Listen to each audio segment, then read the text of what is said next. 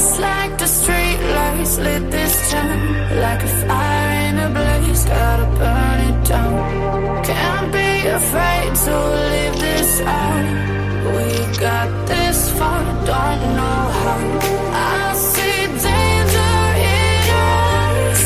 They know we'll burn down the night. Coming just like the sunrise. You know that we gonna let it rain. Tonight, we gonna let it rain.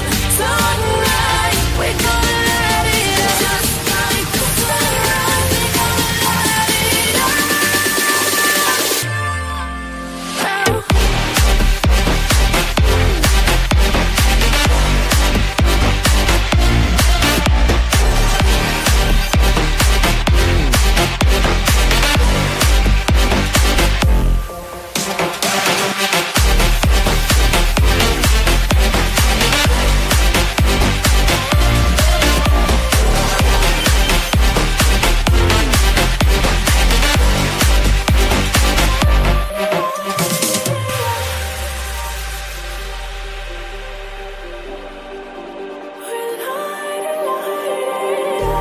Just like a spark that's breaking out.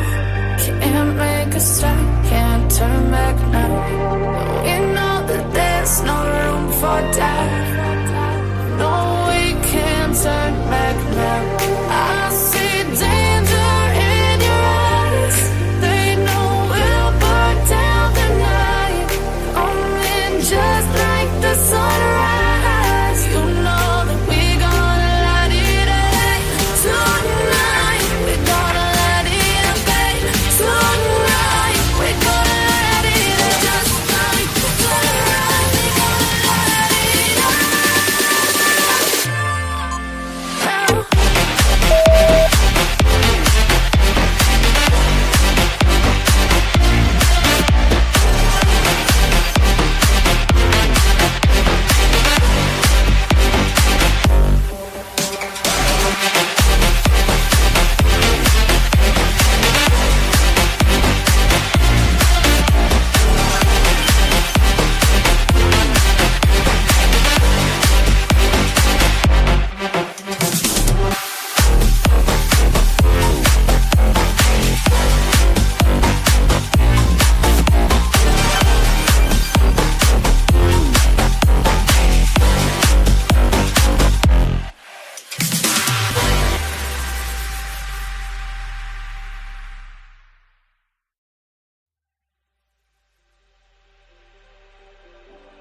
One second.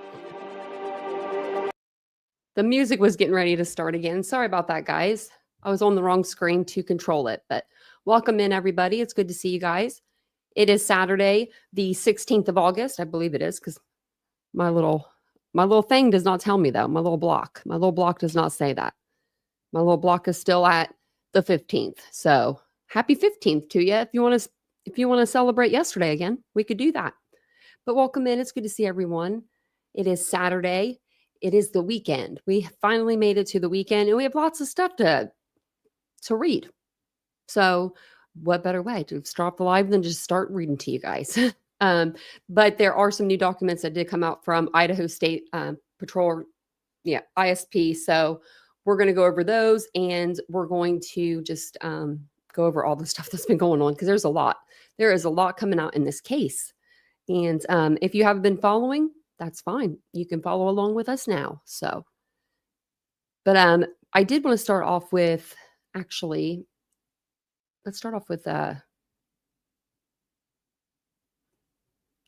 let's see. I don't know if, well, yeah, we'll start off with this. I was trying to decide what I wanted to start off on. But there was 556 pages that did come out today in reading material. So there are a lot of reports. This is the batch of reports that are going to have the stuff that we were looking for in the other batch of reports. It's going to have all of his time at WSU. It's going to go into detail about the people that knew him the mostest out here, when he was in Washington State, or he's in Idaho now. But since he's come out here, we're going to hear just a lot more about the case and about what Dylan saw that night and what she experienced. So it's a lot of stuff to go through. If you guys are not following me over on X, make sure that you do. If you like to get up to date, stuff like really quick, I usually will retweet or post something faster than I can post it over to YouTube. So it's just another option if you guys have it. If you don't, you can still even follow someone over there. I think you can just type their name in. So welcome in, everybody. It's good to see everyone. I won't go through all the names, but I do see we got the mods, the members, and the chatters here tonight. So it's good to see everyone. And look at that, 20 months DM. I told Vince he better get on top of those emojis. I said, you better get on those. I said, I'm sending them. I'm going to send you guys to him. No, he'll have them made for you guys. He's with his new stuff that's going on with him. He'll have a lot more time with me. So a lot more time for me to say, hey, I got a little list for you to do, a little honey-do list. Hey, Kaylee, how you doing? How you doing? Well, welcome in, everyone. It's good to see you. Hey, Wolfie. Hey, Catherine. Hey, Angel. Hey, Tracy. Okay, I'm going to go back down because if I go back up, I'll never get back down here. I'll never get back down. So far of the reading, I've started on it, and I was like, I've read, I've probably read through a quarter of it, maybe something like that. But I've been picking and choosing kind of too. So I like to read it. I like when we get documents in, I like to read them out for you guys, just kind of go through them and read them straight out. That way you guys know that I'm not over here hiding anything or from you guys. And you guys just deserve all the documents, really. So we will make sure we go over them. And I thought, sorry, the other night, I thought it was really interesting going over that other case. We knew it didn't have anything to do with Brian Koberger, but they lumped it in with his, his stuff that they gave us. And we knew that there was a burglary that had happened. And we knew the suspect was between 5'3" and 5'5". But we went through the Axon body cam and anyways, I guess you would say, and it was pretty interesting. I was on the edge of my seat until they said case inactive. I don't like that. I'm still thinking about it. It's living rent free in my mind. So I'm gonna have to ask him about that.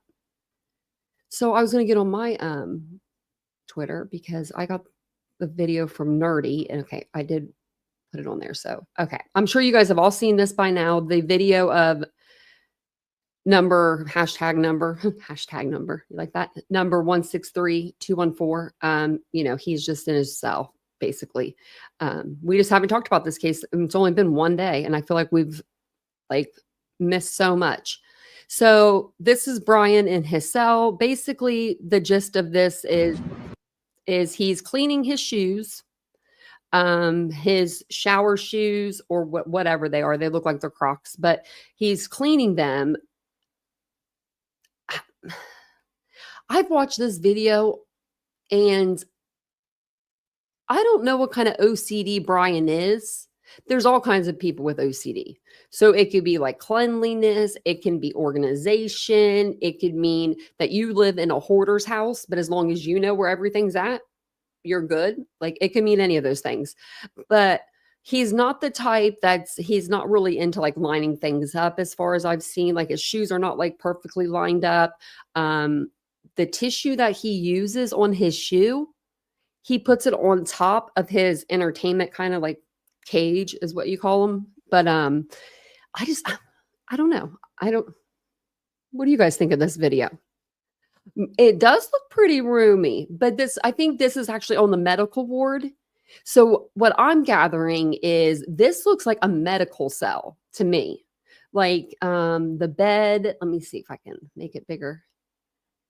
See the bed down here? I think you can actually see it better once it goes back. Or maybe not.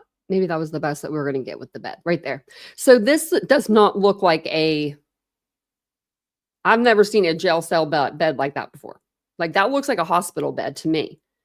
Or on the hospital ward, in that area. And then also the toilet with it having the pipes around it and then the pipe right here, the handle, it almost looks like it's for someone if they were maybe in a wheelchair or they needed some assistance, sitting down or getting up. So I'm thinking this might be the medical ward. Remember when they had they had him in the medical ward for They said when he was going to go to Ada County, he was going to go over to the Supermax, but he was going to be in like the medical type area. And I think that's still where he's technically at. Yeah, it's a disability cell. Okay. Yeah. Thanks, Willows. I didn't know what it was called, but I'm like this, because this bed, he ain't gonna get one of these. This isn't he ain't gonna get one of those. He's gonna get a mat, and it's going to go directly onto a hard surface. And he's yeah. But yeah, he has this tissue in his hand, and then he puts it up there like he's keeping it. Like he wants to maybe keep, like maybe he likes to keep his germs. I don't know. Maybe that's a sort of it. Maybe that's an OCD that I don't know about. But my whole family has OCDs. Now look how red his hands are, though. That was a good pause moment, but you can see how red they are. That's not my animate. I did not animate. I did not blur. I did not distort this video, but his hands are red. Like I know they were purple before, but now it's like they're even fresh. They're more fresh. He's been scrubbing them up. It's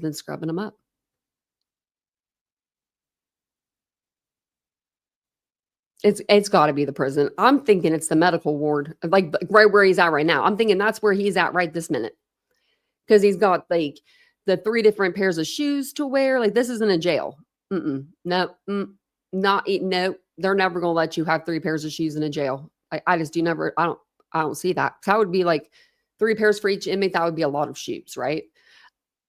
And normally you don't stay there very long in a jail, but someone's sending him some money for the commissary because he does have his white t-shirt and he has his like little tennis shoes on. So, he is doing that. He is doing big things, it looks like.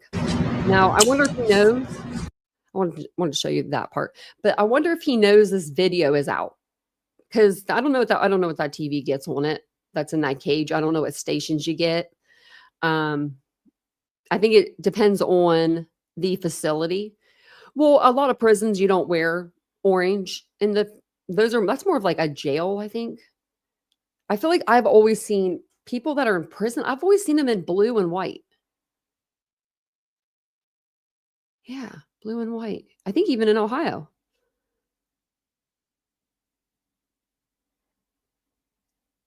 Yeah, trash bag. Yeah, I don't think that they're necessarily worried that he's going to do something to himself, because if that was the case, he wouldn't have half the stuff he has in there. He wouldn't have the extra clothes that are up on the I don't know if it pans over there. I think it does. Okay, now you go to Brian Coburg and I'll go back out. Okay, maybe you have to go back this way. But right there, you can see like his clothes right here. There's like I was watching another creator, and you could see like it was a stack of clothes up there. He could, fashion a noose out of that. But he would have the turtle vest on, like that green thing when he first went in. That's what they would have him in if they thought he was going to hurt himself.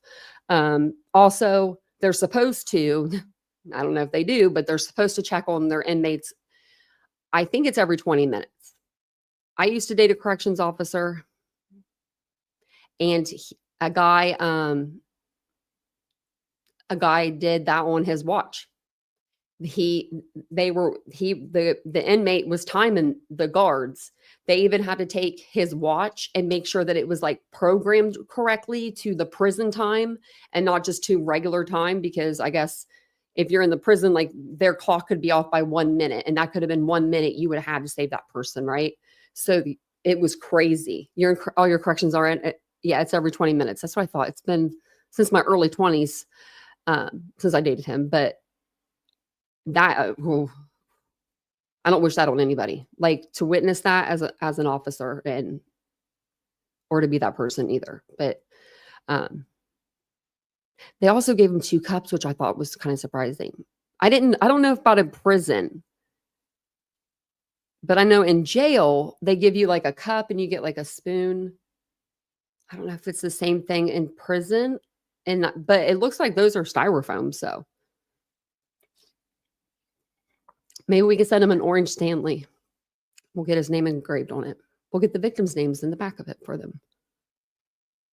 Survival of the fittest. Yeah. Yeah. And then people are saying that, the inmates are yelling at him and stuff. Maybe they are, maybe they're not. But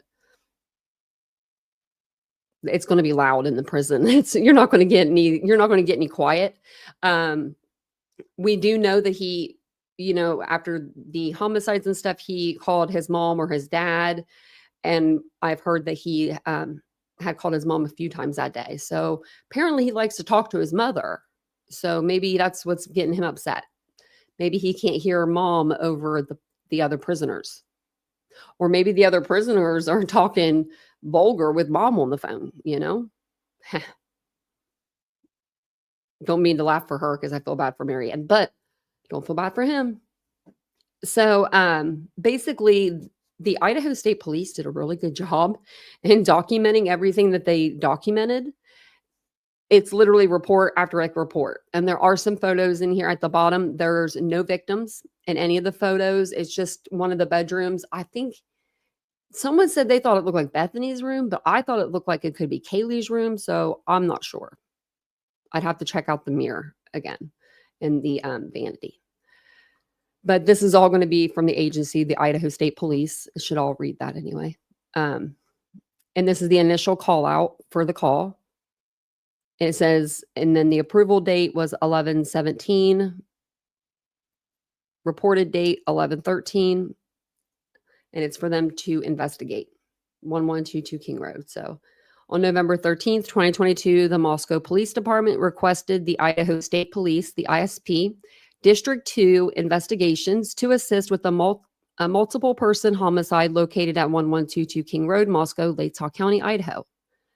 And then it says ISP detective Jeffrey R. Talbot was assigned as lead.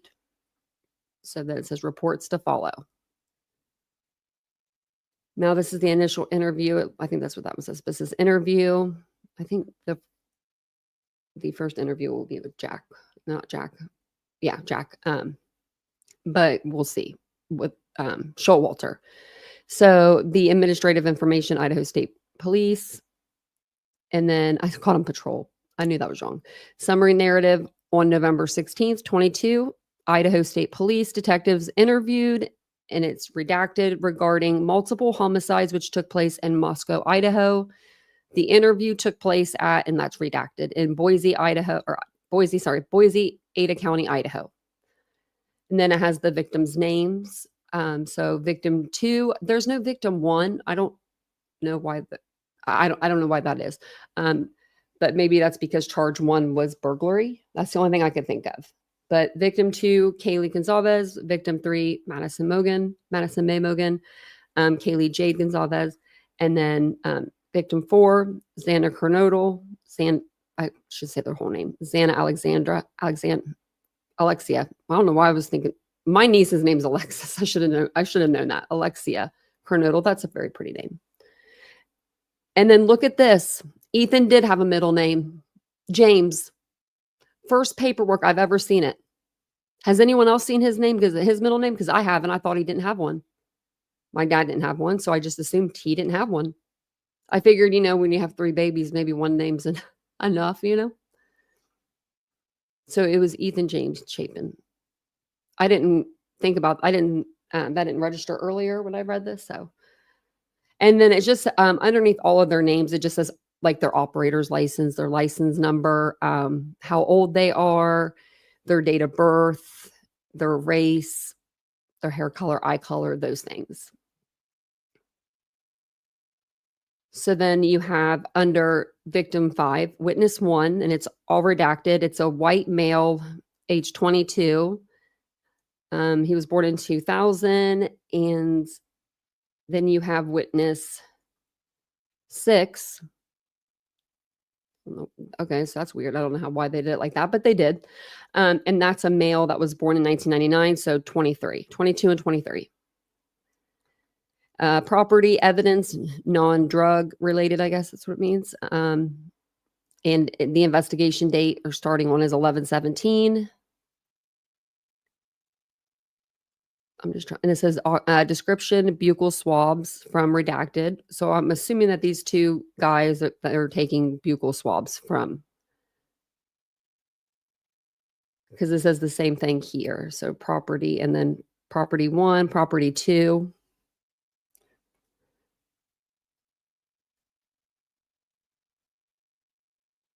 Okay, I'm just trying to make sure we don't miss anything. Flash drive, okay.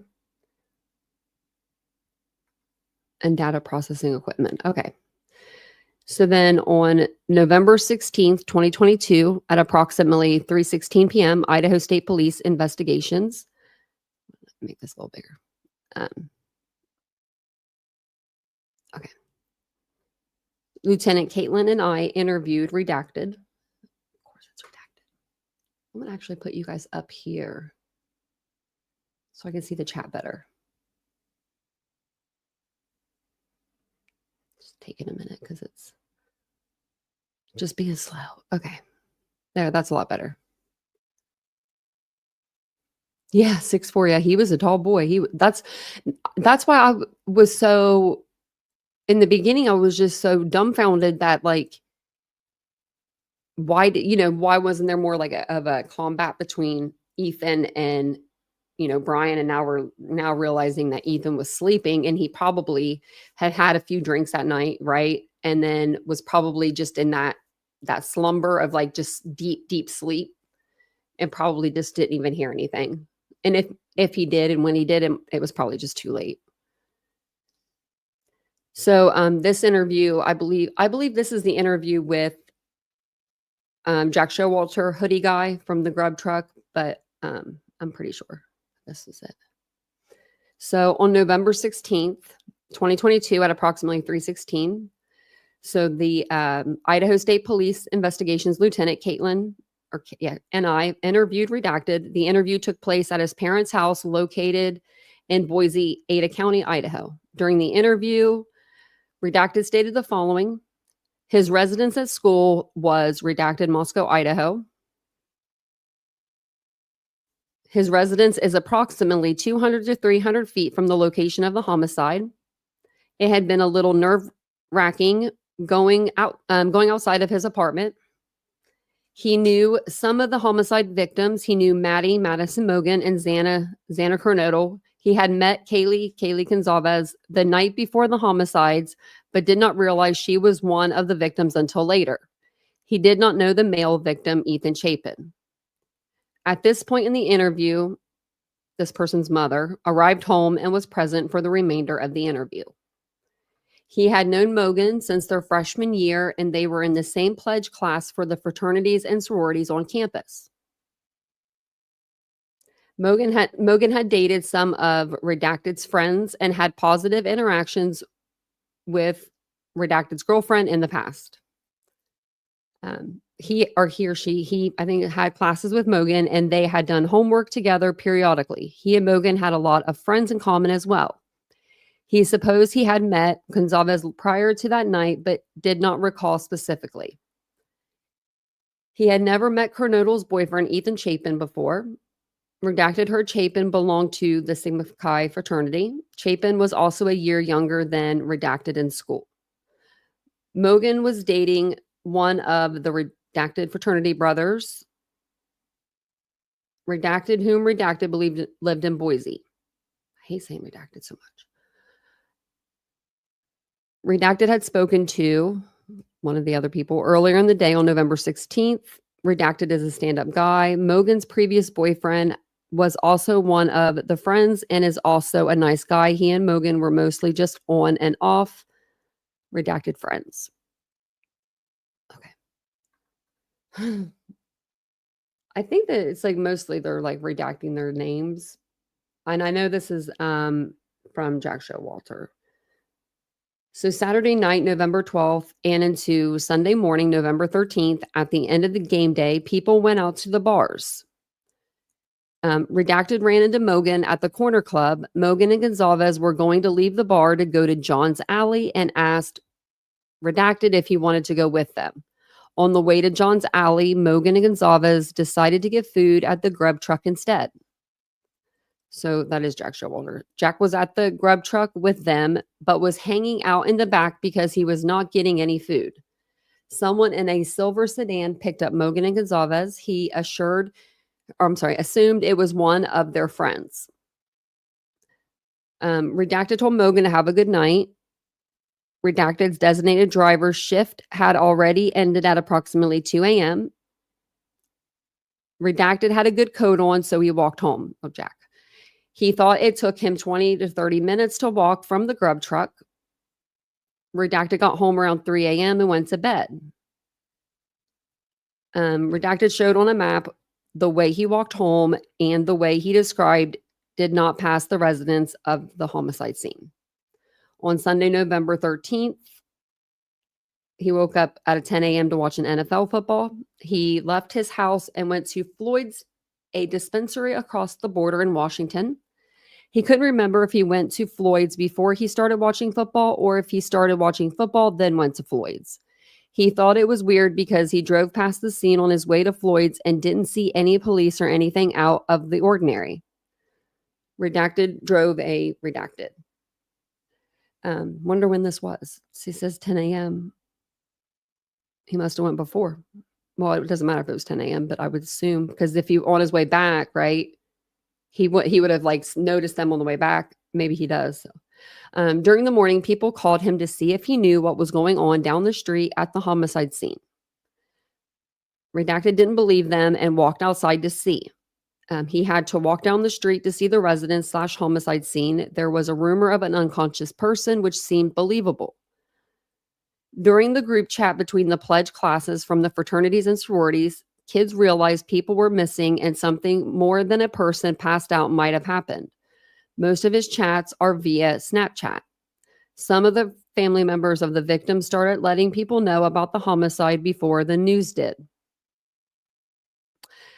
Who did that? Who knew before?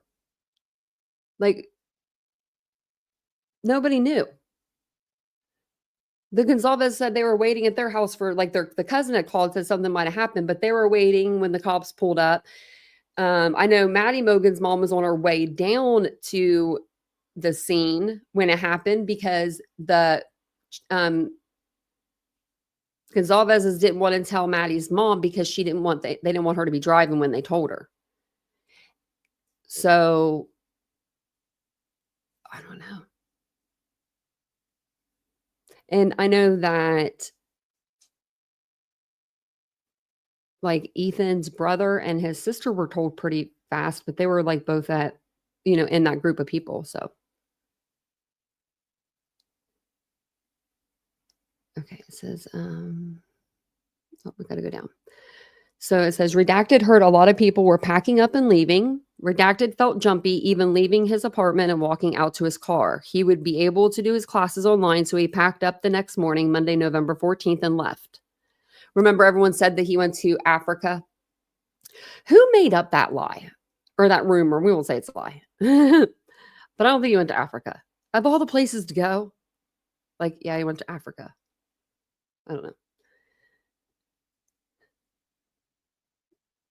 He had only been to the residence where the homicide took place maybe once. When he did go there, he was pretty sure it was all different people living there. He heard there was a party there earlier that day that some of his friends went to.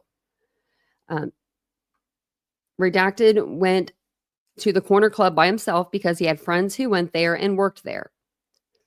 Redacted, Mogan, and Gonzalez were the only ones in their group who left the corner club and went to the grub truck. Of the victims, only Mogan and Gonzalez were out at the bar. Redacted believed Kernodle and Chapin were still underage. Redacted thought the car in front of the house looked similar to the one who picked them up that night. It seemed like a friend who picked them up, not a random person. People usually get designated drivers from their fraternities/sororities. He thought maybe Kernodle and Chapin might have picked Mogan and Gonzalez up. Redacted doesn't usually go to parties. He usually goes to the bar. He heard a rumor there was a party at the victim's residence earlier. Kernodle sometimes would get a little crazy with partying. And Redacted.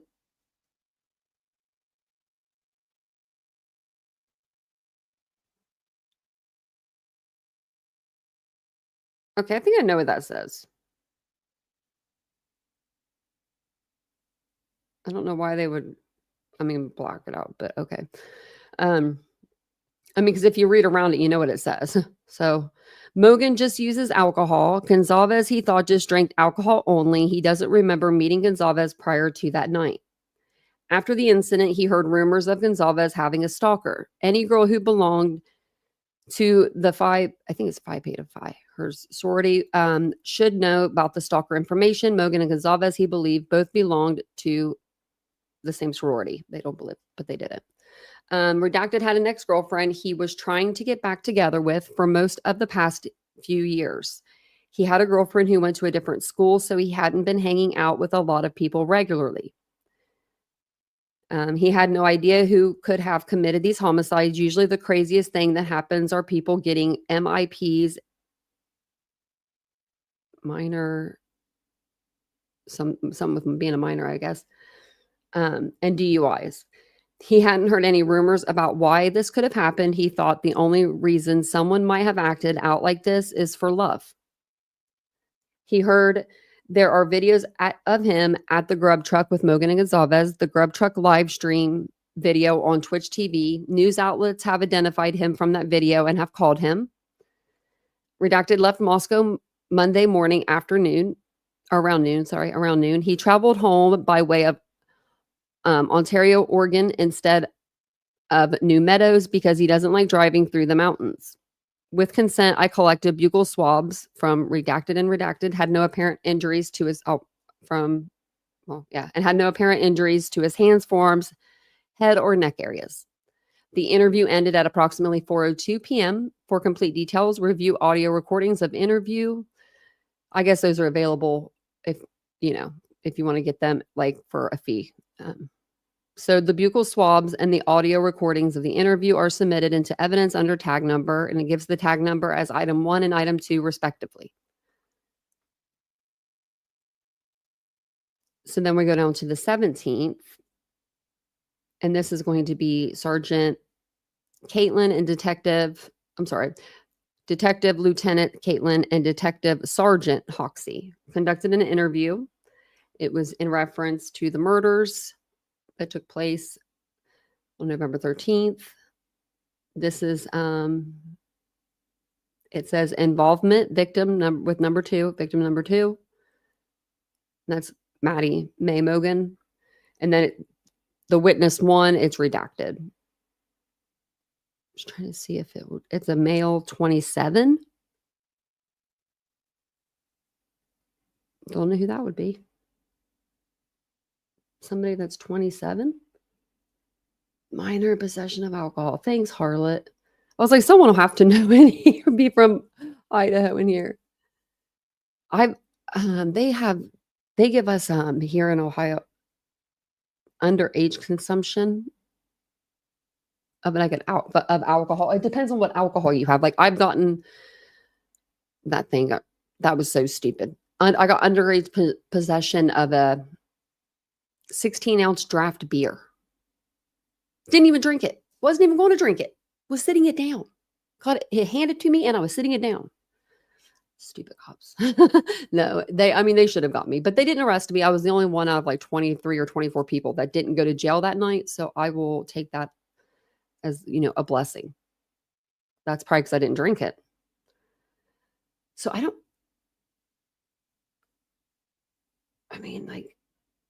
guess that would be, I don't know who that would be. So it has their phone number, their ID type. That's how they're IDing everybody. Okay, it doesn't say anything there. Evidence non-drug, 1118.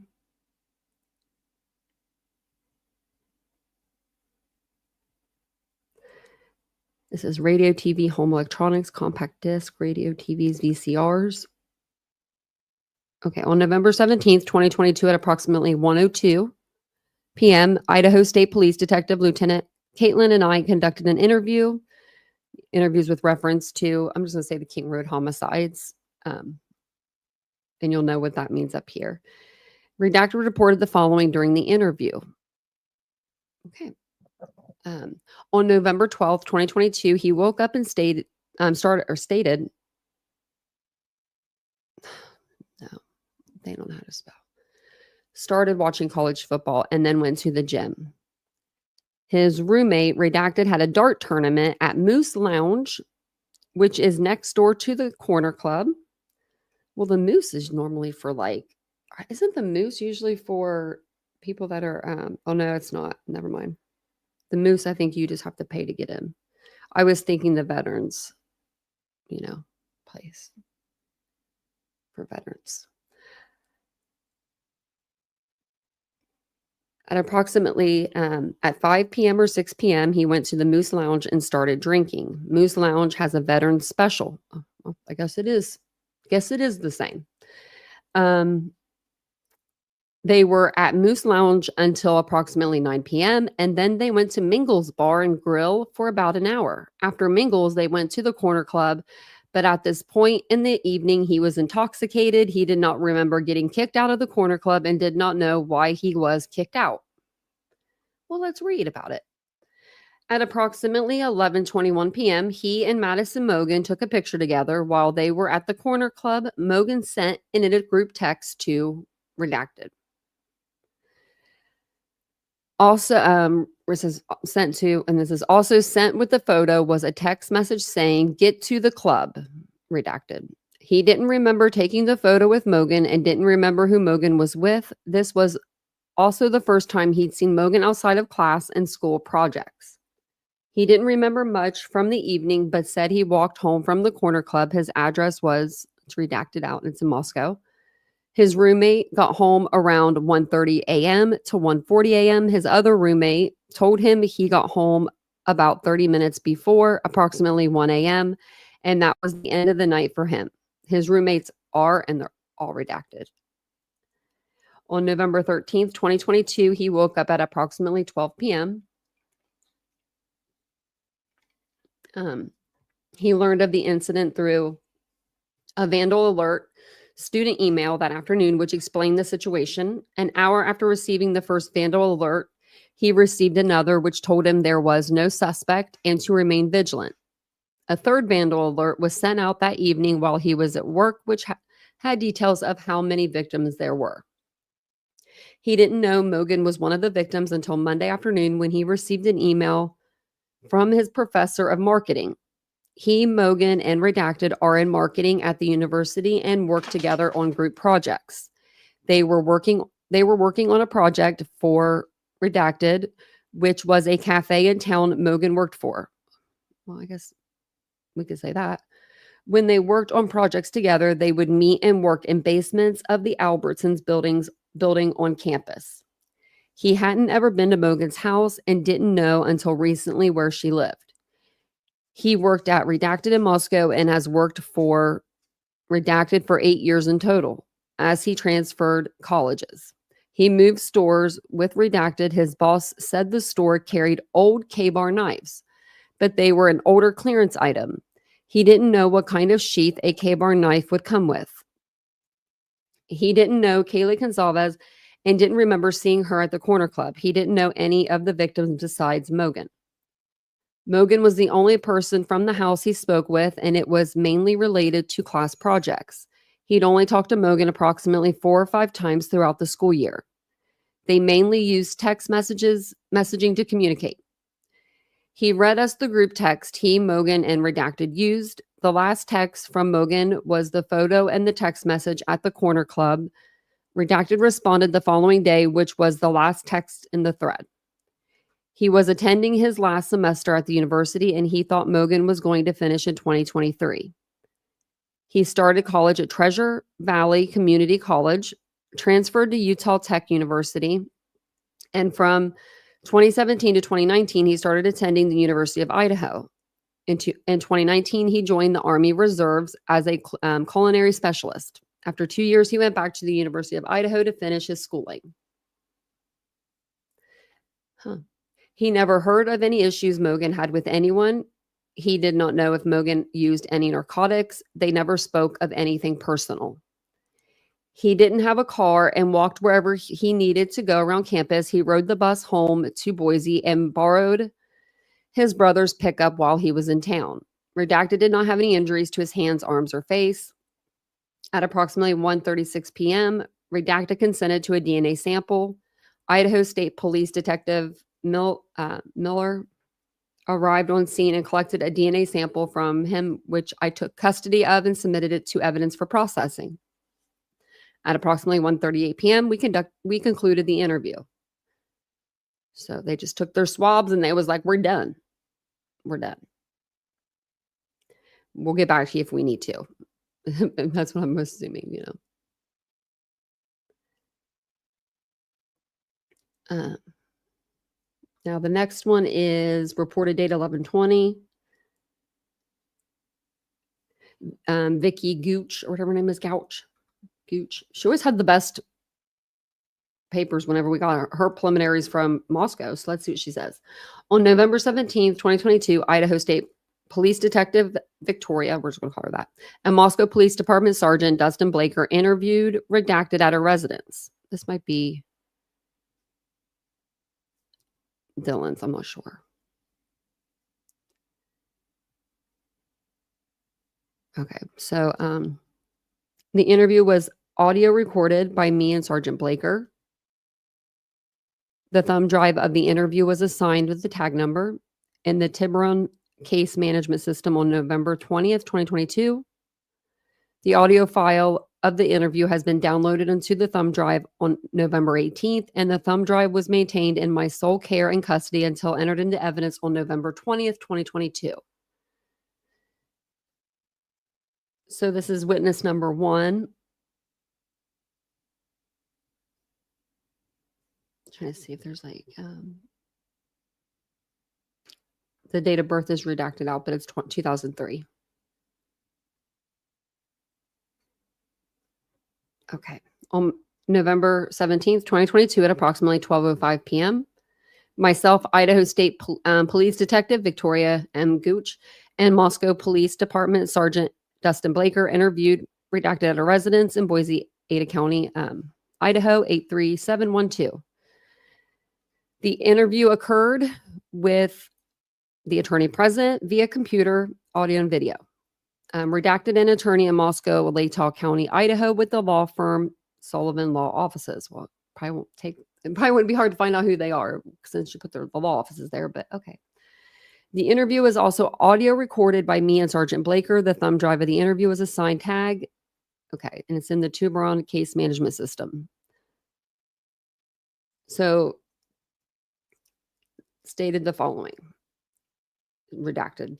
She is a sophomore at the University of Idaho studying pre-physical therapy. She has been a University of Idaho student for both years, freshman and this year. She had been residing at the residence where this incident occurred since August 2022. Her friend redacted and she moved into the residence, and the other female roommates she knew through their sorority, Maddie and Xana, prior to this year. And she had also met Kaylee before, but Kaylee belonged to another sorority. She explained Kaylee was a senior in school. She described Xana as being a year older than herself. She also described 2 additional friends, redacted, but they were not residents at or in the house.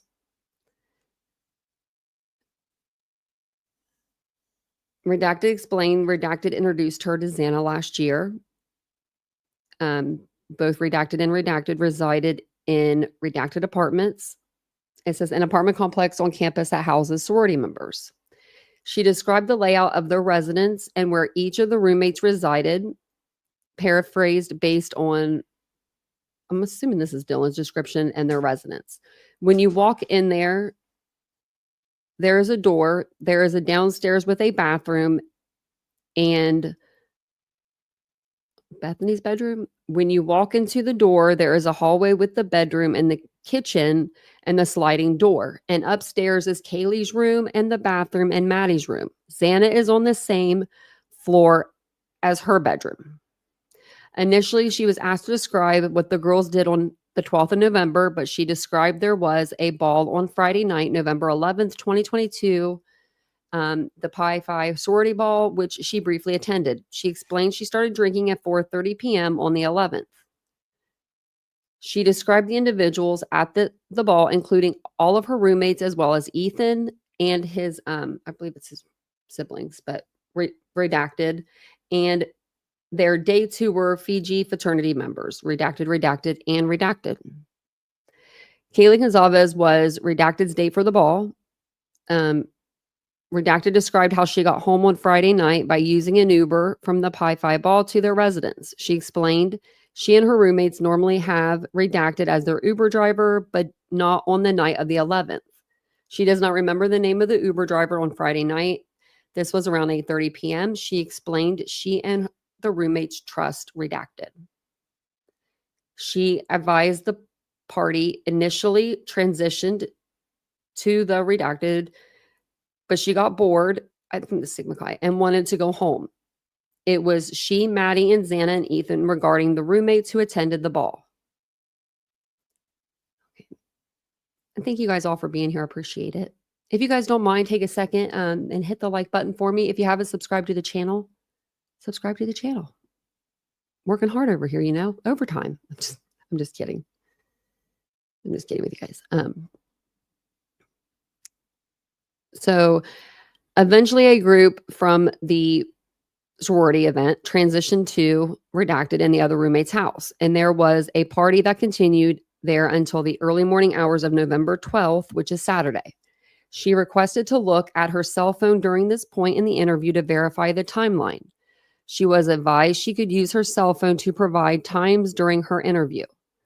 She advised the other individuals that came to the house on Friday night were Redacted. Initially, she said it was Redacted, but corrected herself to say it was Redacted, but Redacted, who came to the house, and Redacted as well as herself. They were consuming large amounts of alcohol and playing music. She went to bed a little after 12:10 a.m. and then added she went to bed sometime between 12:10 a.m. and 12:30 a.m. that morning, November 12th. Eventually, she advised Maddie Mogan came home and eventually Kaylee Gonzalez, but she was not certain about where Kaylee was when she went to bed. She then explained on Saturday morning, November 12th at approximately 12:15 p.m. She then corrected the time to 11:44 a.m. The roommates went together to get coffee in the store to get more alcohol. They still had champagne from the previous weekend, which was, she explained, was the U of I's parents' weekend. She explained the plans for that Saturday night included a fraternity party on campus. She explained Kaylee was not going to go to this function because she was a senior, and typically seniors do not attend the fraternity functions on campus because they are old enough to go to the local clubs. She explained she was going to the K party.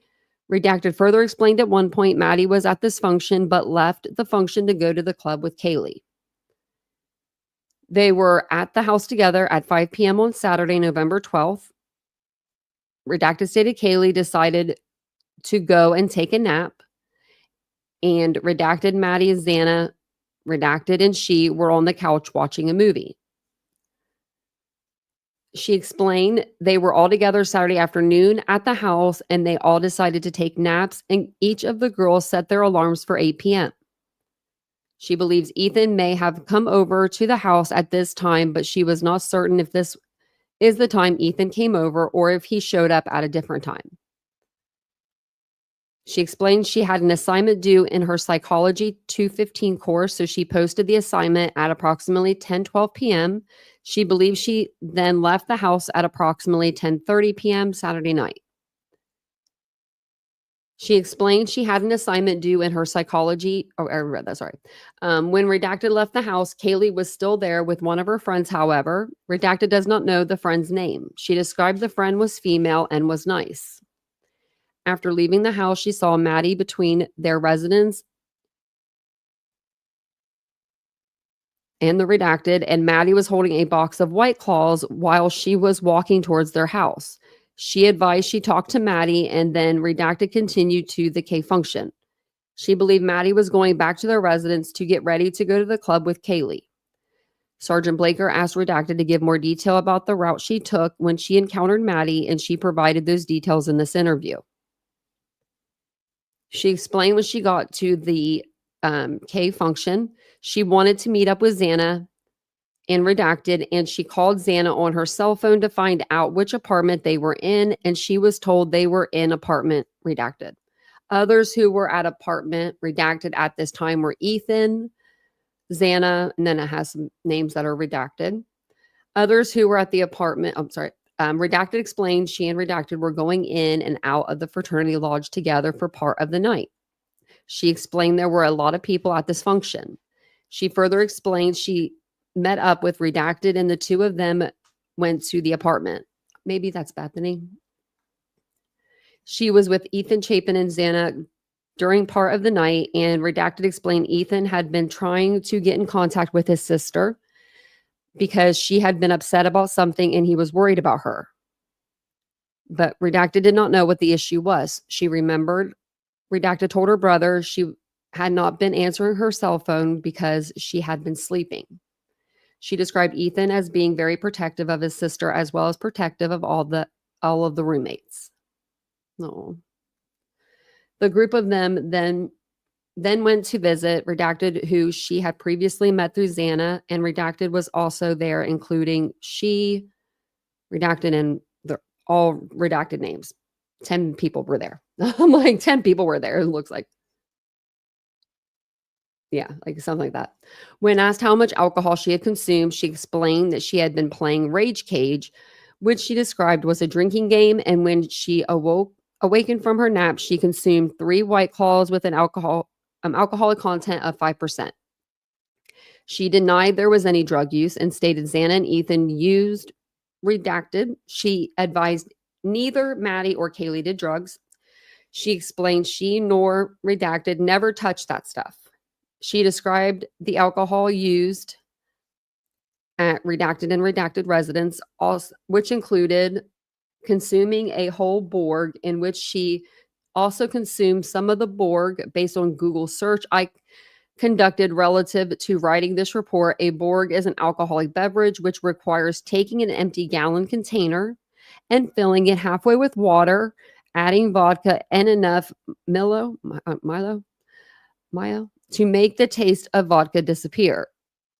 The cocktail is often referred to as a Borg, but the nickname doubles as an acronym and stands for the drink's full name, Blackout Rage Gallon. Who thought of that? I mean, man, kids are dumb. They're not dumb. I mean, they are dumb, but yeah, they're dumb. But we drank Harry Buffalo. That's soaking it right into the liquor, the fruit right into the liquor. And then eat as much as you can. And then drink the liquor too. Oh, those were the days. Okay, yeah. Oh, man. So she described as redacted as being extremely intoxicated and that she had continued to consume alcohol, and because of redacted intoxicated condition, redacted advice, she invited redacted to come back to her residence with her to watch movies. And because of redacted intoxicated condition, she called a Sabro, which she described is involving a sober freshman fraternity member who is a designated driver for fraternity and sorority members who are consuming alcohol to drive them to their home safely. She advised it was only she and redacted that went back to the residence using the Sabro. She did not believe anyone else was home. When the two of them got home, she believed it was sometime between 1:15 a.m. and 1:30 a.m. So November 13th. She was intoxicated, and because of that, she does not remember what time it actually was, but she believed it was between the two times mentioned. She further advised she made popcorn in the kitchen, and she and redacted watched Vampire Diaries together. Approximately 20 minutes later, redacted returned home. The three of them laid down and continued to watch Vampire Diaries. She believes redacted may have walked home, and then she advised she does not know what time redacted went to bed. She had already gone to bed and does not know when redacted may have left or when redacted went to bed. At approximately 2 to 2:30 a.m., she awakened because Maddie and Kaylee arrived home with grub truck food, and they had mac and cheese, which redacted explained they normally got. All 4 of them were together, which included, it's going to be Dylan, Bethany, Maddie, and Kaylee. And that's who I'm thinking anyway. But redacted advised they were taking selfie videos. All of the girls talked about getting grub truck food. She did not believe Zan and Ethan were home because their bedroom door was open and she did not see them. And she discussed whether she may have been mistaken about this fact. And then she said she was certain she saw their door was open and they were not home. Sorry, my eyelids itching there. She then went to bed, which she advised was after texting redacted the Uber driver. She looked at her phone to determine what time she texted the Uber driver and said her phone said 3:15 a.m. But after further discussion, she admitted she was some confused about whether she was using Moscow time or Boise time. And she explained her timeline may be off by an hour because of this issue, specifically during this interview referencing Boise time instead of providing the time it would have been in Moscow when these events were occurring on the 13th of November. She explained she uses Snapchat as well as her cell phone to communicate with her friends. She advised if there is a lack of text communications on her cell phone, it's because she has transitioned to using the Snapchat app for her method of communication. She advised her login information with Snapchat is redacted and her password is either redacted or redacted. She denied knowing her roommates' passwords to their cell phones. While they were together, she talked about ordering Grub Truck and she texted the Uber driver at approximately 3:10 a.m. She explained she texted, are you driving by chance? At approximately 3:13 a.m., they text her back. She then went to bed. She does not believe Redacted ever came to their house because she never responded to his text about the fact that he was still driving. She advised the Uber driver is in his 30s, is married, and has one child. She advised all the girls knew him and liked him. Redacted advised she is not certain if she stayed awake to watch more Vampire Diaries episode or if she went to sleep. She was not certain if she locked her bedroom door, and she was not certain if she locked the sliding door because she was the one who usually did. But she also volunteered in her statement that she believed Moscow was a safe place, so the sliding door was not always locked. She does not remember if anyone locked the sliding glass door before she went to bed. She was the first to go to bed ahead of the other roommates. She explained that she previously had a lot of dreams where she had been kidnapped in her dreams. And she further explained these types of dreams started in high school and she knew they were dreams and she would let those things happen in her dreams because she realized they were dreams. She advised she does not suffer from anxiety and denied prior life trauma other than divorced parents. Redacted explained she was awakened to a noise sometime between 4 a.m. and 4:20 a.m. Okay, so this is when we're going to get some new information. I'm going to take a drink really quick. Oh, the Mad Dog. Oh, the Mad Dog. I never drank Mad Dog. My friend did, though. Oh, my God. He would get so drunk off of that because it was like, they were giving Mad Dog to you at the liquor store. They're like, just take this. I mean, it was that bad. I'm sorry. I had to cough. And what was the other one? Try to think. Boone's Farm. Boone's Farm was one that me and my friend drank. We drank the Boone's Farm because we were, wusses. But then when I was old enough to actually because we were probably 20 and we were drinking the Boone's Farm. When I could go to the bar and drink, it was Bud Light, Jim Beam, neat, straight. Don't chill it. Don't touch it. Just give me the bottle. Just give me the bottle. That's just terrible to drink, but that's what I liked. But man, Rage Cage, I still can't even get over that. She was asked to explain the amount of alcohol she had consumed before going to bed, and she again explained while she was playing Rage Cage, which included the White Claws, part of Redacted Borg, and maybe 2 or 3 more drinks, White Claws, at Redacted house. She denied drinking after she left Redacted's house. She advised she had been consuming the alcohol until approximately 1:15 to 1:30 on Sunday morning. She denied drinking any more alcohol after she and Redacted got back to her residence. At 4:22 a.m., she confirmed this information by looking at a text communication on his cell phone. She texts Kaylee asking her, "What's going on?" She advised her phone said 5:22 a.m., which she advised would have been 4:22 a.m. Moscow time. She advised around 4 a.m. or 4:20 a.m. she heard Kaylee singing and playing music. She heard who she believed Kaylee walking up the stairs, and redacted advised she heard Kaylee say, "Someone's here," and she sounded frantic. Redacted described Kaylee's tone as somewhere between talking and yelling it. She believed it was Kaylee who was walking up the stairs with Murphy. She said she heard who she believed to be Kaylee running down the stairs. She advised Murphy was barking at this time. Redacted advised she has been, it's all redacted. She does not believe Murphy is normally a barker. She further stated she believed it was Kaylee who was running down the stairs after she heard her say, "Someone is here." She further explained she does not know if she actually heard this or whether she was drunk and did not actually hear any of this. She heard the footsteps of who she believed to be Kaylee. She explained all the girls wear Doc Martens, and that is what she believed she was hearing Kaylee coming down the stairs wearing her Doc Martens because of the sound of the footsteps coming down the stairs. I think this is Dylan called Bethany, maybe. But I'm just going to put redacted called redacted at 4:19 a.m., then Xana at 4:20 a.m., Kaylee at 4:20 a.m., and then redacted again at 4:20 a.m. Redacted advised redacted told her about seeing fireworks. She texted redacted a last time at 4:27 a.m. before she went to redacted's room. She then explained when she first opened her door, and she said she did not see anyone.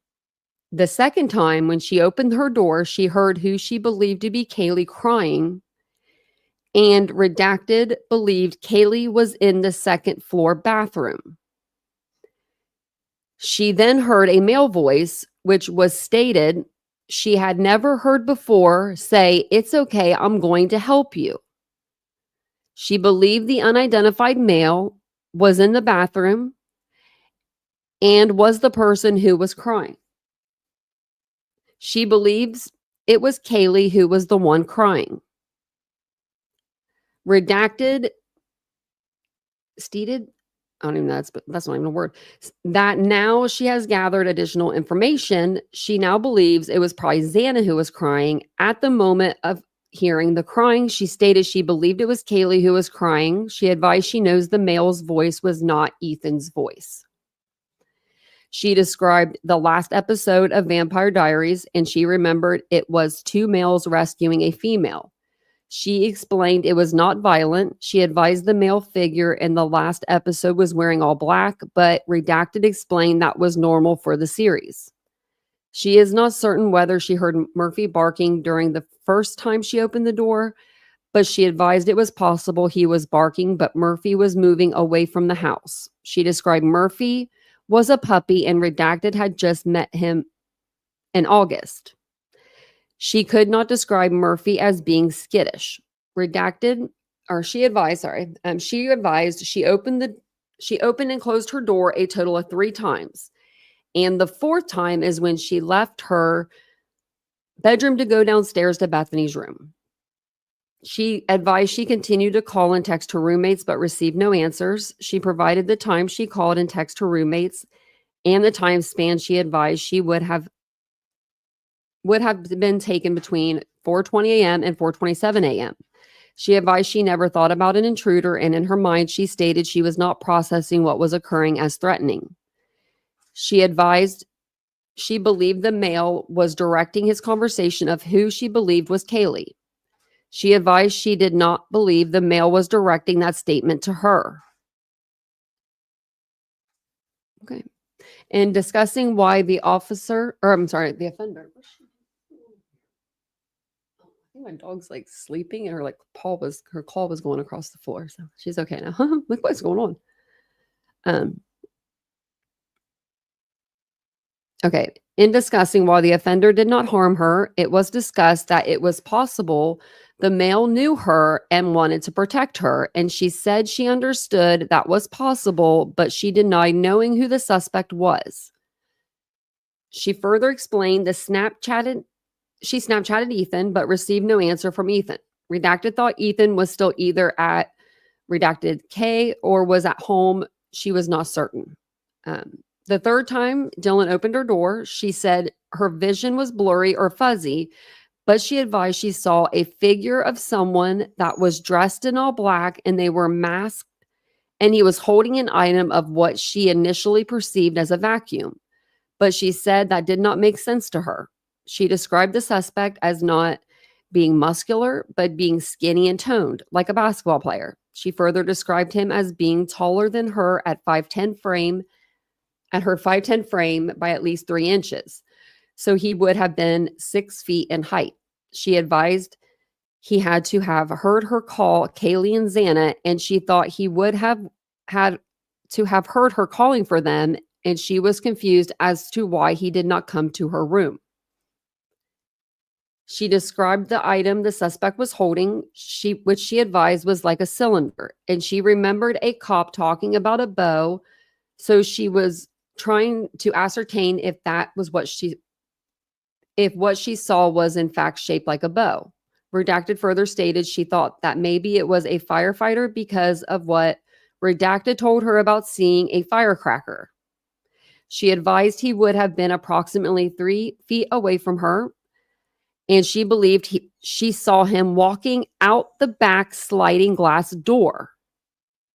So he would have been in the kitchen, not in the hallway. So when she saw him, he was 3 feet away from her, walking out the back sliding glass door. Not walking towards the backslider. This says walking out the back sliding glass door. So his back was turned, yeah. His back was turned. He was heading out.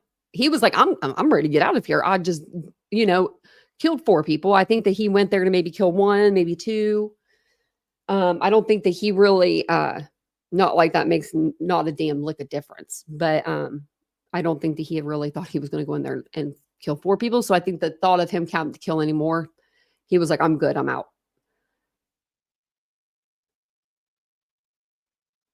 Okay, so where was we at? Okay. He had looked at her before walking out the back door. Oh, so maybe he did turn around and she thought he saw her. Maybe he didn't. She was not certain if he could see her whole body or just her head. At 4:22 a.m., then she corrected her time and stated at 4:23 a.m. she advised she text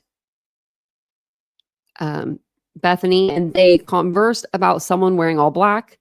And Bethany said something to the effect of, "What the fuck? Why is Xana wearing all black?" Dylan explained she was not certain if she had been dreaming this or if this was real. She explained she saw the suspect holding something she believed to be a cylinder shape and also shaped like a triangle at the bottom of the cylinder shape. She advised the suspect was approximately 3 feet away from her, and he looked at her but was walking out the sliding door when she saw him. She said she saw his eyebrows. At approximately 4:23 a.m., she texted Bethany to tell her she saw a masked suspect in their house. She responded at approximately 4:25 a.m., telling her to come to her bedroom and that it's better than being alone. Dylan then left her bedroom after opening her door the 4th time and ran to Bethany's bedroom downstairs. Dylan advised when she left her bedroom, she looked down the hallway to Xana's bedroom and could see Xana lying on her back in her underwear, but she thought at the time Xana was passed out.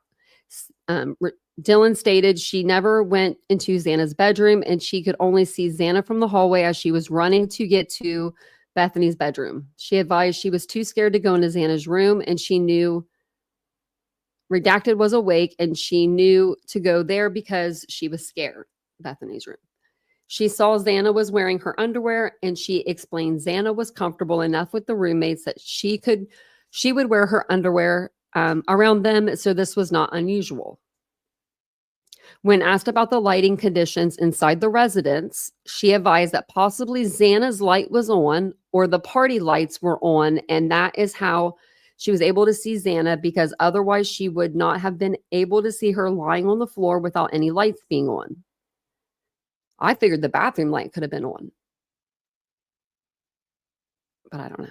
I like that hallway light, not the bathroom light, but the hallway light. She was not certain if the bathroom lights were on, but she was not certain if the lights were, or what lights were on, if any. She advised Xana did not say anything. Dylan stated she did not think anything was wrong. She later offered she may have been able to see Xana lying on the floor because they also have a Sensi light, and it could have been she was able to see Xana from the Sensi light. Maybe the Sensi light is either like on a table or like plugged in. She explained she had been trying to determine what was real from everything that she had been talking about with Sergeant Blaker and myself. She advised she knew the time with Redacted, Kaylee, and Maddie were real because she has the video of them together. She was not certain how Redacted got home that day. She further explained she had been trying to piece together or things together because some things do not make sense to her. She stated that she is being truthful, but some of what she has been discussing, she is not certain is factual. She has been working through it to try to remember what happened. She was asked if the female who was crying was saying anything, and she advised no, the female was only crying and the male was the only one talking. She described the item the suspect was holding was cylinder shaped and was also triangular shaped. She could not remember if the lights were on or off when she encountered the male suspect. She advised she does not know if this is even something she saw or if it was something she dreamed. She advised the last time she saw Xana was at Redacted House, Sigma Chi, I'm guessing, at approximately 11:04 p.m. Redacted confirmed this by checking her cell phone. Xana had been holding a White Claw. She was at Redacted at 12:49 a.m. She further advised Xana and Ethan did not stay at Ethan's house with any frequency because of Ethan's grades. He could not reside at the fraternity. He had his own apartment, but she does not know where his apartment is because she had never been there. She knows Kaylee and Maddie were home when she went to bed, and Bethany, I think, and from when she saw Xana lying on the floor, but she was not certain about whether Ethan was home. Yeah, because where she was, her viewpoint, you would have just saw Xana because Ethan was around the corner in the bed, like behind the door or whatever. That's sad. She knows Kaylee and Maddie. Sorry, I read that. She advised she left Redacted House at approximately 12:49 a.m. to return home. She stated she is certain at 3:11 a.m., which through discussion might have been 2:11 a.m. Moscow time. Kaylee, Maddie, and she were all in the house. She was not certain about Xana and Ethan because she does not know when they came home. She denied perceiving a threat even after encountering the male in the hallway. She said there were people coming in and out of their house all the time. She denied remembering what his face looked like and said she could not see. Okay, I'm going to read that again. She denied remembering what his face looked like and said she could see that his head and mouth were covered, but she could see that his eyebrows, and further advised she was not certain she could see his nose. When asked if she knew what a balaclava was, she said no. So I asked Sergeant Blaker to show Dylan a picture of a balaclava from his cell phone. And upon looking at a picture of a balaclava, she said it could have been. That could have been it. She does not remember seeing his mouth or nose, but she could see his eyebrows. When asked if any of her roommates told her about prior incidents involving anything that concerned them And she advised Kaylee had told them, redacted, and the other roommates about an incident a month prior when she was outside with Murphy about a subject who had been watching her. The subject was in the apartments above the girl's residence.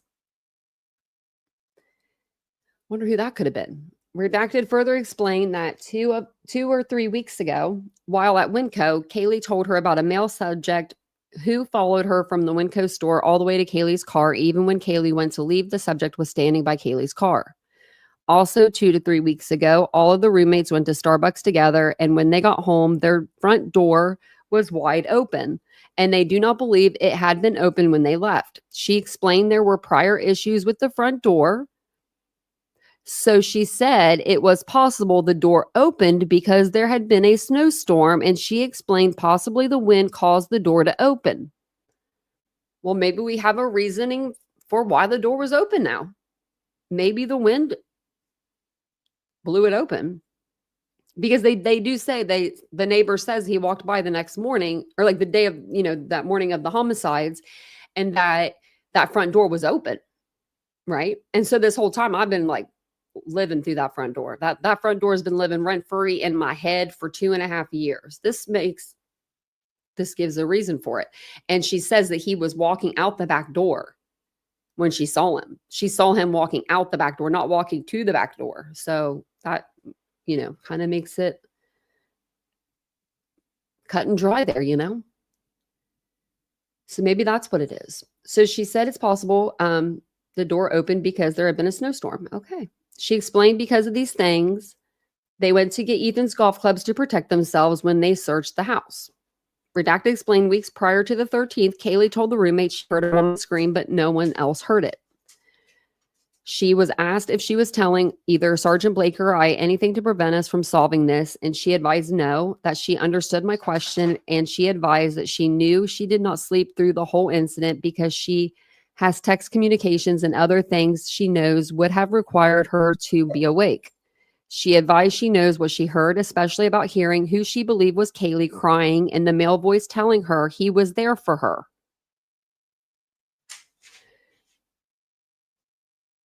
She stated again she does not know how much of what she had been telling us was not factual because she is still processing the events. When asked why she believes she was spared after the male suspect saw her, she said she does not know why, and she does not believe anyone ever tried to open her door during the time he was in the house, and he could have easily have done so. And why he would have passed by her room multiple times, she volunteered that to come through the sliding glass door, the person would have had to have scaled a tall wall. She advised the suspect would have known her room would have been occupied because he appeared to have known the layout of the house. She also said it could have been someone who was in the house last year when the other girls were living in the house. She advised there was no one she knows who would have wanted to hurt the girls, and the girls were loved by everyone. She said she had never heard even rumors which were negative about any of the victims.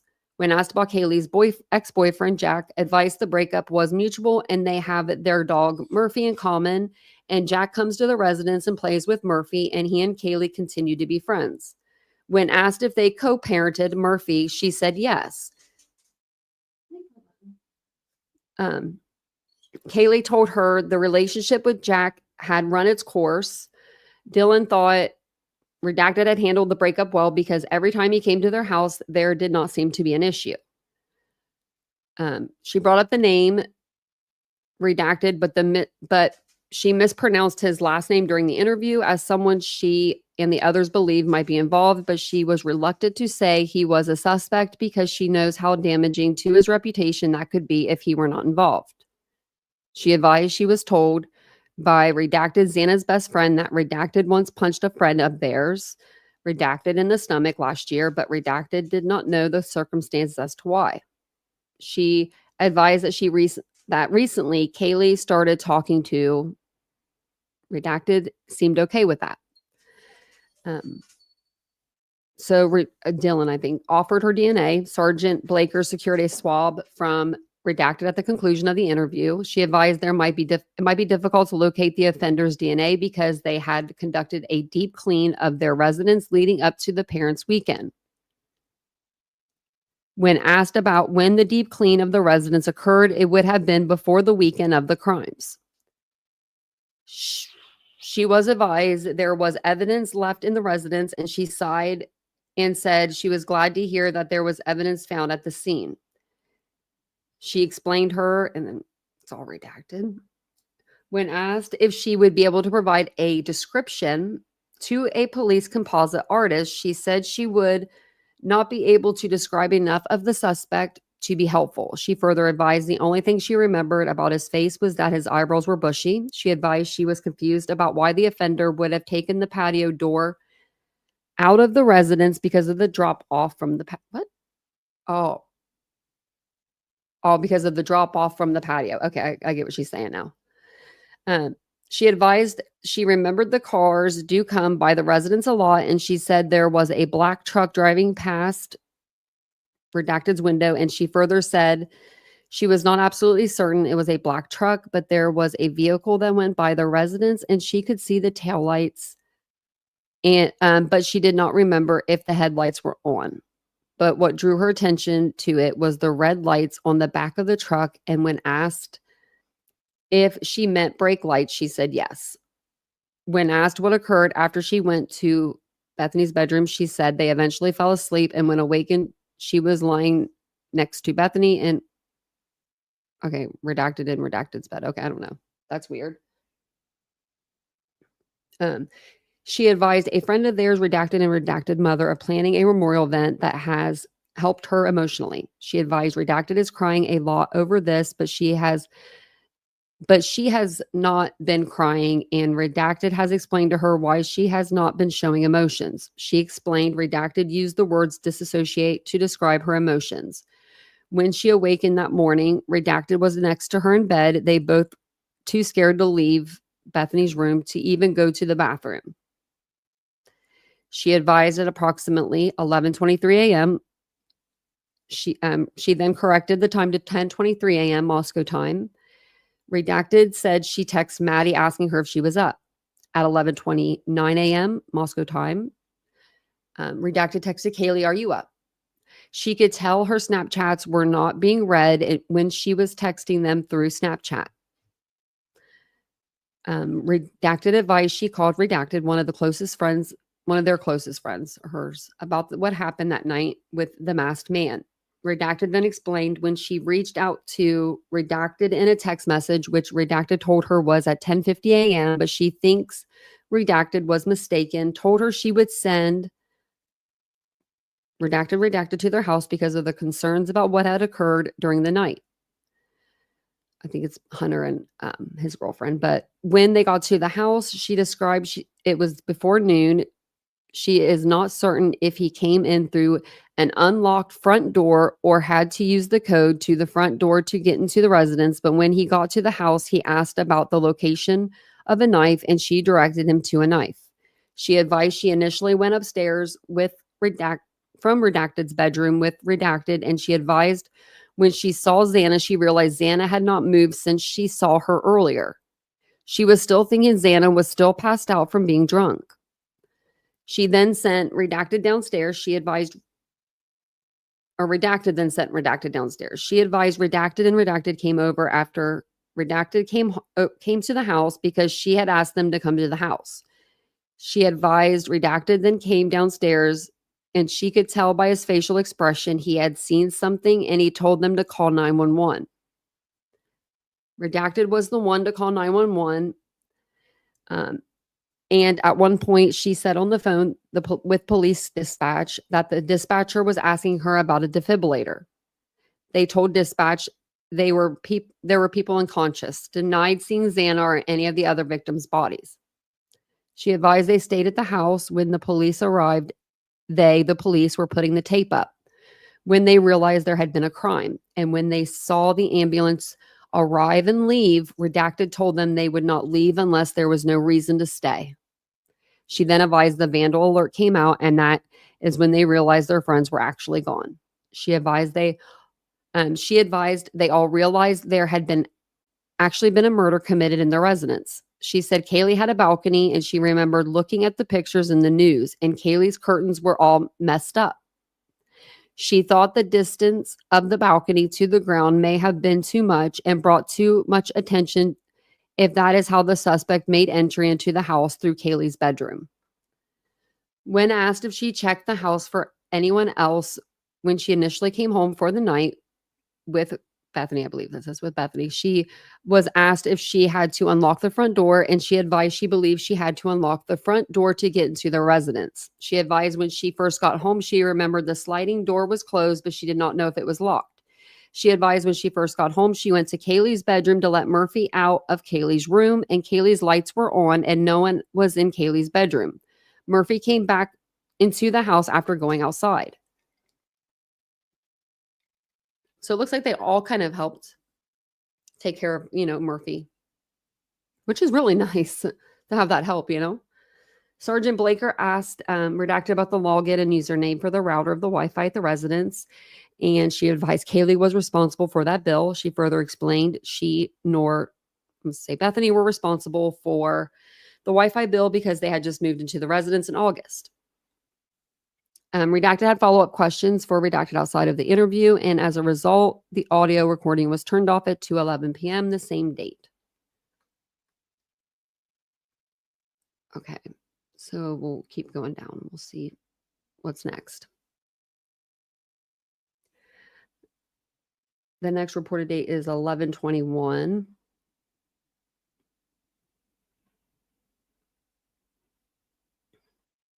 This witness is,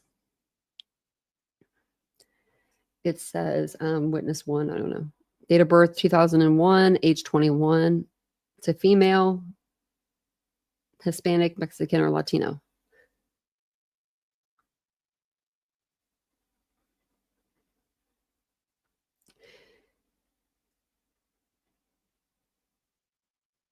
Okay, they're just saying who they interviewed. They interviewed Trooper Andrew and Detective Beckner. Interviewed Redacted at the ISB District 3 office in Mandarin, Idaho, regarding the homicides. So this person says she lived at Redacted King Road across the street from 1122 King Road. One of the people across the street was a former sorority sister. One was a classmate, and the other two were people she knew through mutual friends. She knew Madison Mogan and Kaylee Gonzalez the best. Her boyfriend was best friends with Mogan's boyfriend, so they hung out a lot. This was a current relationship. Mogan was in a class with her. Gonzalez was a sorority sister. She knew Xana Kernodle and Ethan Chapin in passing. She has lived at King Road for just the semester and is currently a senior in school. She lived in the sorority house for 3 years, and this is the first year outside of the sorority. She has been inside 1122 King Road house multiple times, with the last time being in September. They came over to her house more often. She had known Mogan and Gonzalez for 3 years. They met through recruitment. She and Mogan and Gonzalez, Saturday night, November 12th, they went to the corner club after the game. Mogan and Gonzalez were already there when she arrived. She was there for a couple of hours and was really drunk. She left before Mogan and Gonzalez. It was sometime around midnight. Gonzalez had jokingly mentioned she thought she had a stalker at Winco. It had happened once and was an unknown person. She heard from another friend an instance of the house door at 1122 King Road being open after all the roommates returned from a weekend trip. She heard from another friend an instance of that, I read that. She has a basement room and can see the 1122 King Road house from it. She woke up at 9 a.m. on Sunday morning and didn't hear or see anything that night. 1122 King Road didn't have a party on Saturday night. They may have had one on Friday, but it wasn't crazy. So no 150 people party the night before. Mogan and Redacted were a solid couple and had dated for a year. Redacted was with her boyfriend in Boise that weekend. The interview concluded at 12:52. So then the next interview is going to be with, looks like another female. 21. Oh no, I'm reading Maddie's thing. Okay, so maybe this is going to be the same paper? I didn't notice that earlier, so we'll see. Okay, so it has all of them, all the victims. So this is someone else. So on November 18th at approximately 11:55 a.m., so Chris Pohanka, and I interviewed Redacted. Okay, so whoever this is, he's roommates with Redacted. He's known Kaylee since freshman year, and they were in the same pledge class, so they've hung out together periodically over the last 4 years. He has visited her house in Coeur d'Alene once. He knew Xana as well, but not as well as Kaylee. He also knew Maddie as well, but they didn't hang out a lot. Kaylee and Redacted had been dating since high school. They were on and off again and have broken up twice. They have recently broken up because she accepted a job in Dallas, so they are settling things before she left after the semester. They broke up about 2 months ago. He never heard from Kaylee about anyone stalking her or giving her bad vibes. He had heard there was someone following her out of Winco a couple months ago. He heard from friends she had someone follow her out of the Winco to her car. He heard that story from a sorority sister of Kaylee's. Redacted is in California now, and her phone number gives the number. He works at Redacted in Moscow, so he saw Kaylee, Maddie, and Redacted leave Redacted together that night. That was the last time he saw them. They said they were going to John's Alley, and they were trying to get some friends to go with them. They didn't end up going there, though. He didn't know where they were before they showed up at Redacted. He had seen Xana at some parties, but didn't really know her very personally. He tried to recruit Ethan into his fraternity, but otherwise didn't really know him. He doesn't know of anyone who might have wanted to hurt any of them. They were all really nice people. Redacted wouldn't have harmed Kaylee. He loves her and thought they would be married. They have a great relationship even when they are not together. He is calm and a kind person. He's into sports, not an outdoorsman. He doesn't have a knife. He has never heard Redacted even say anything bad about Kaylee.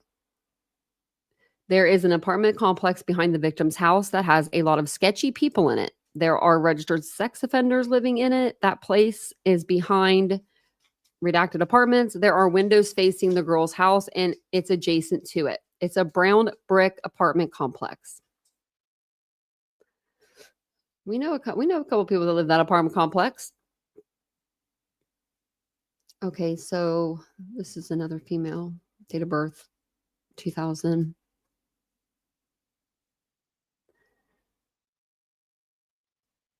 And this interview took place in Twin Falls County, Idaho. So I asked Redacted how she knew the victims. Redacted explained how Kaylee Gonzalez belonged to the sorority, same sorority as her, I guess. Gonzalez resigned from the sorority. Redacted and Gonzalez still remained friends. Maddie Madison Mogan, victim, was one of Gonzalez's best friends. Mogan was in classes with Redacted friend Redacted. The girls would work on group projects at the sorority. Redacted knew Xana Kernodle through mutual friends and knew Ethan Chapin the same way. Redacted is still in the sorority, but does not live in the sorority house. She lives in the house which overlooks the backyard of Gonzalez. She describes how her room looks directly into the sliding door of Gonzalez's house. I asked Redacted if she was around the victims the night of the homicide. Redacted was with her friends and began their night at John Alley's. Redacted took a phone call from Gonzalez to come down to the corner club.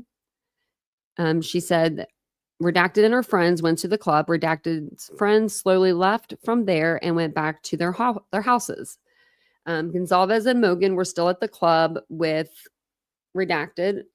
Gonzalez and Redacted were planning on going to John Alley's to continue the evening. Redacted was talking to another friend and noticed Gonzalez and Mogan had left. Redacted went to the grub truck and believed she was about a half hour behind Gonzalez and Mogan at the truck. Redacted even had the same Lyft driver as Gonzalez and Mogan. Sergeant Cortez asked if she had any further contact with the girls, and she didn't. Redacted and Redacted fell asleep in Redacted's room. She went to the room for the night. She thought she remembered hearing music, but was not sure. She could have been able to hear if they were having a party. She got a video from her friend, Redacted on her bed snoring. Redacted tried to listen to the video to see if she could hear anything in the background, and she couldn't. Sergeant Cortez asked if she was aware of where they were before the corner club. Redacted thought they might have come from their house. Thursday night, Gonzalez wanted them to go out. Saturday night, everyone was out. She said the girls usually like getting ready together. Sergeant Cortez asked if she was aware of where they were Friday, and she remembered there was a game. She thought a couple of them went to the game but was not sure. A couple of them went out later. Sergeant Cortez asked if she knew where they were Friday, and Redacted knew Thursday night was a sleepover night at the Redacted house. Gonzalez was not able to attend since she resigned from the sorority. She thought Gonzalez was in Coeur d'Alene, Idaho, and she told her to come back. She thought Gonzalez came back Friday and showed people her car. She did not believe they did anything Friday night. Sergeant Cortez asked if is Gonzalez ever mentioned anything about a stalker. Redacted described Gonzalez as a person who would just joke things off. She believed there had been a time where she mentioned something when recruitment for the sorority was over. Gonzalez went over to Redacted's house. They were talking and catching up. She thought she mentioned something about something, but Gonzalez pushed it off as a joke. She could not remember anything specific about or from the conversation since it didn't seem like a big deal. Redacted thought it was Gonzalez would tell anyone about something strange like a stalker would be her ex-boyfriend Jack or Mogan, and Redacted and Gonzalez grew up together and shared a dog, Murphy, together. Sergeant Cortez asked Redacted if Gonzalez said anything about her, and Redacted broke up if he would want to hurt her. Gonzalez described Redacted to her as her child and was not a serious guy. Redacted was in fraternity and they all hung out together since they lived next door. She described Gonzalez and Jack as a brother-sister relationship. They shared Murphy the dog. Sergeant Cortez asked her if she thought Jack would do anything to hurt her, and she believed he would never do anything to hurt her. Jack was described as a city guy, and she did not think he did a lot outdoors. He was from Coeur d'Alene area and grew up with sisters. Well, he showed y'all wrong because he's been outdoors with Murphy for the last 2 years. You're welcome. You're welcome, Debbie.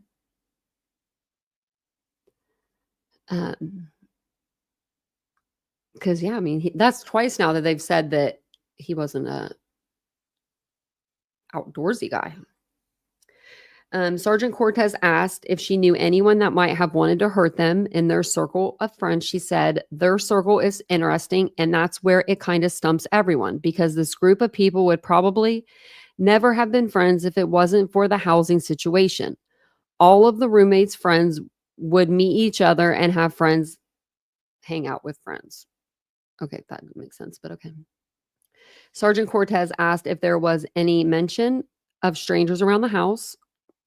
Redacted spoke about one of the prior tenants to the house. The house had a weird feeling to it. However, it was from several months ago. Sergeant Cortez asked her if she heard anything from the night of the homicides, and if she heard anything the night of the homicides, and she normally would. They were referred to as the party house and would normally hang out in the backyard and play loud music. The night of the homicide, everyone had gone elsewhere to hang out. The sliding back door was considered the front door to the people who would visit. She didn't know if the back door was locked or unlocked. She talked about how the kitchen area / living area was the main place for them to hang out. The door was usually open for people. She did not know of any large knives in the house. Sergeant Cortez asked if Gonzalez told her about someone following her at Winco. She had not heard of anything of the story. Sergeant Cortez asked if she knew of anyone we should talk to, and she was having a hard time recalling anything. She talked about how Gonzalez and her would go out randomly and could not think of anyone to talk to. Sergeant Cortez asked her if she knew of anyone Gonzalez was romantically involved with after Jack DeCour, named Redacted and a Redacted, who are both redacted. She did not have any contact information. She did not believe any of the males mentioned would have anything to do with the homicide. I told her if she could think of anything to assist the investigation to call. She mentioned how she would hear the dog Murphy bark, and she never heard him bark that night.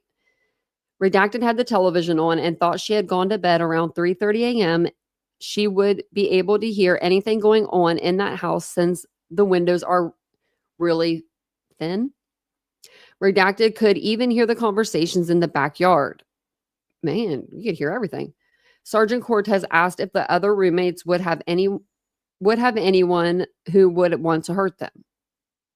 That's what they would know. She thought everyone in the house were amazing people. Gonzalez's boyfriend was in Boise. She spoke very highly of him. Kernodle and Chapin were in a newer relationship and usually partied with Redacted. Kernodle knew a lot of people and did not have any enemies. Redacted and her friends created Instagram accounts and have their profiles private. Lately, they have been getting a lot of traffic. She added, people can make a fake profile and it would be an easy way to stalk people. She mentioned a profile which had a pretty girl as the profile picture. The profile had been around for a long time. The name on the profile was redacted. She did not know if the profile was real or fake. Okay. And they conducted their interview with her.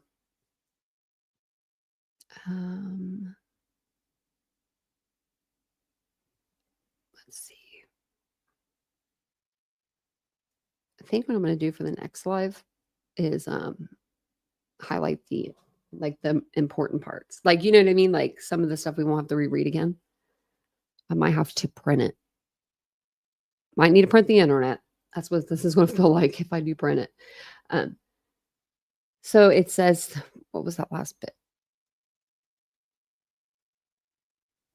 Okay. So November 18th, they have an interview. Her father, Redacted, was present for the interview. Okay, so her backyard abutted the 1122 King Road backyard. She knew Madison Mogan, Kayla Gonzalez, and Xander Kernodle. She did not know Ethan Chapin. She was closest with Mogan and Gonzalez. She was in the sorority with Gonzalez. The rest of that house was in the other sorority. Gonzalez had dropped the sorority house membership that year due to financial cost. Gonzalez was out of town most of the week, but had decided to come back near the end of the week to go to the Phi Formal on Friday, November 11th with one of her roommates. Friday night, Gonzalez had asked her to go to the club, which she did not. She did not go out Saturday she did go out Saturday to a game day celebration at about 2 to 2:30 p.m. at the big redacted apartment. She left and went to the game at approximately 4:40 p.m. while Gonzalez and Mogan stayed at the party. Saturday night, she went to the Dirty Goat, a local bar. Gonzalez contacted her and wanted her to go to the Corner Club. She met Gonzalez at the Corner Club around 11 p.m. Gonzalez, Mogan, and a lot of other people were there. She had a small run-in with Redacted at the Corner Club. Redacted was kicked out of the bar around the same time or not too long before Mogan and Gonzalez left the Corner Club. She stayed at the Corner Club until approximately 2 a.m. and arrived home at approximately 2:30 a.m. She was up until approximately 3:30 a.m. and did not hear anything. Thank you, Ladybug. I appreciate that. Thank you for the super chat. The social media is a toxic cesspool. That's true, Christian. That's true.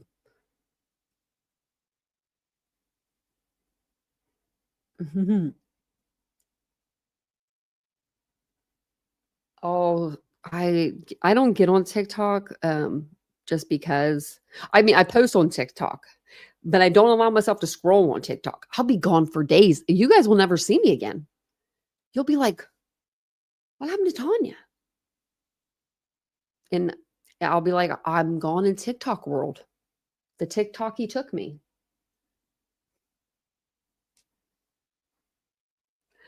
I forgot to pin the membership link at the top of the chat at the beginning of the live. You know, that happens.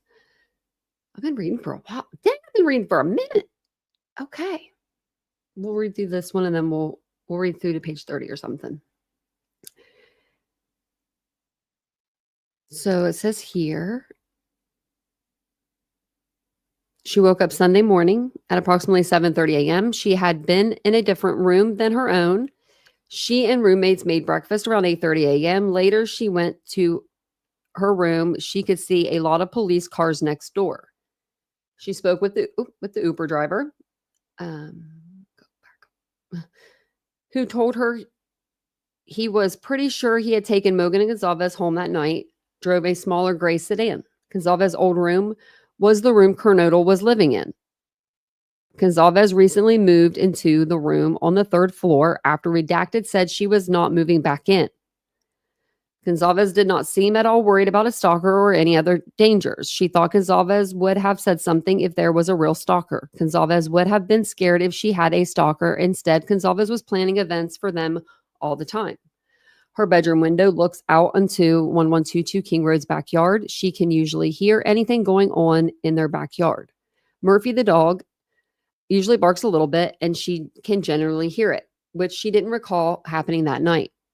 She had booked tickets with Gonzalez to go to Europe together approximately 3 weeks prior to the homicides. Gonzalez had recently sold a white Subaru sedan for approximately $6,300 to a man using Facebook Marketplace. Gonzalez had just purchased the Range Rover the previous day. And if I'm not mistaken, it was like 61 or 6,300 that she ends up putting on that car. So she put it all on the car. Gonzalez had just purchased the Range Rover. Gonzalez was making good money, but a Range Rover seemed expensive. Gonzalez was recently offering to buy drinks for friends quite often. Gonzalez had planned to move to Texas and had a temporary male roommate arranged down there. Gonzalez had an ex-boyfriend who is Redacted neighbor.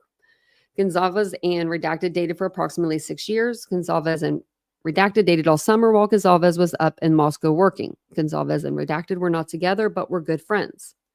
Gonzalez and Redacted shared dog Murphy together.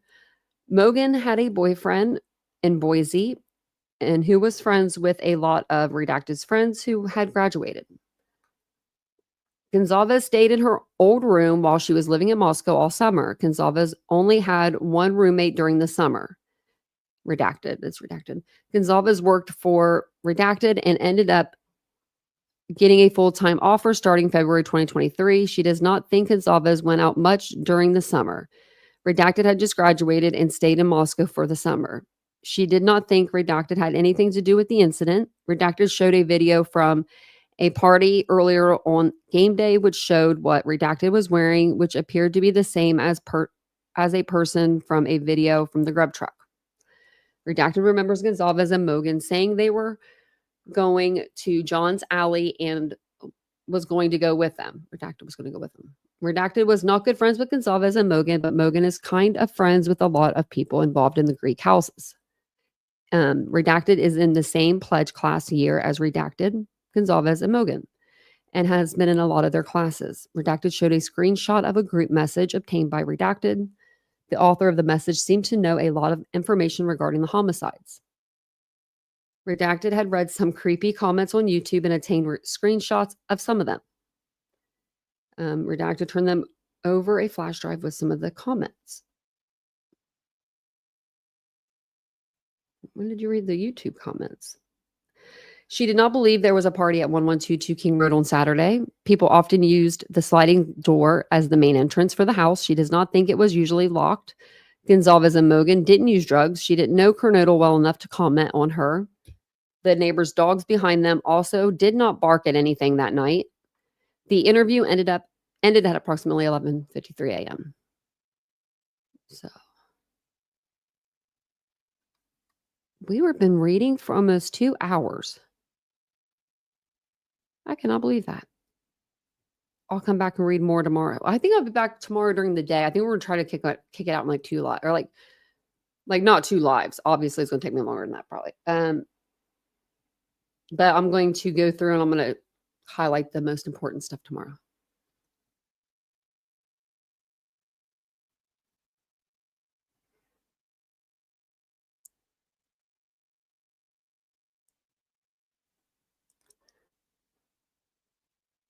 I'm just reading the chat. Mhm. Hey, Caught Up in Crime. Welcome in. Welcome in, everybody. I didn't get to like I see the chat, but I didn't get to like really see you guys. Thanks for listening to me. Thanks for coming and hanging out and listening to me. I did not sleep well last night. I don't know what happened. I normally sleep good. I mean, I had a few years of my life that was terrible sleep. It was just terrible every night for like 3 years, but I usually get pretty good sleep. And I'll tell you what, I'm surprised I was able to stay up this late. I was like getting sleepy. But I'm not sleepy now, but I was getting sleepy before the live. And then I was like, I just need to get on the live. Because I didn't sleep very good last night. And then my cat was like meowing at me for everything today. He just is in one of those moods, which I will never, ever, ever complain about his meows. Never, ever, ever. Because I want to hear them all the time, every second of my life. Just maybe not right before my life. He was just like, meow, meow, meow, like just following me around. And I'm like, what do you want? I knew what he wanted. He wanted more treats, but I give him treats. And I'll give him a little more. And I give him a little more. A little more. I mean, the cat, that's all he eats is food and treats all day long. But the other two were good. Laying back here together. Mia was about to make a scene earlier. I'm glad that she didn't. I know I miss Otto too. I thought I saw Otto somewhere not too long ago. And not in my chat. Like, I mean, because like I always see Otto in my chat, like in my comments. I can't remember.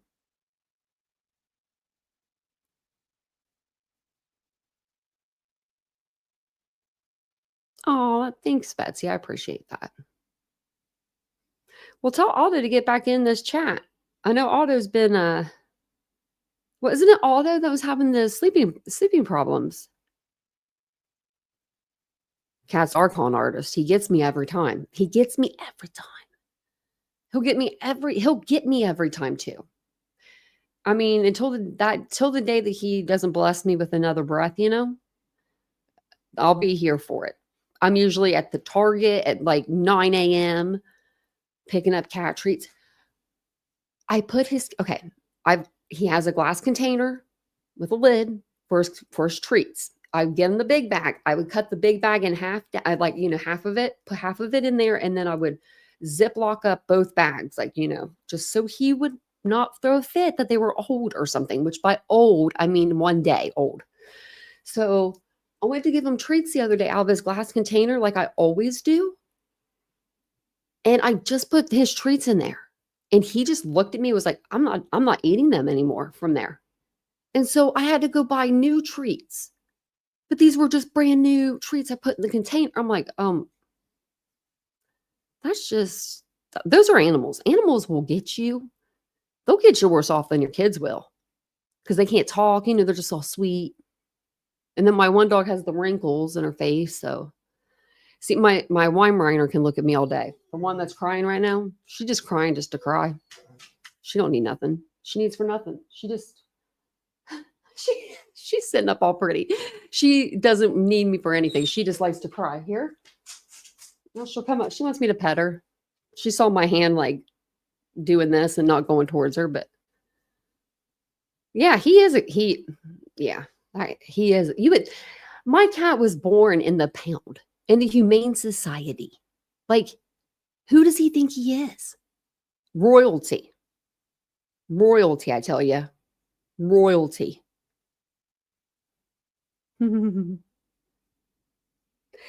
Yeah, I can't. Oh, I tried to be stricter with him. I did actually give him treats out of the glass jar on accident last night, and he ate them. I was like, got you. Okay, I'm done. I'm done petting you because you do this too much to me.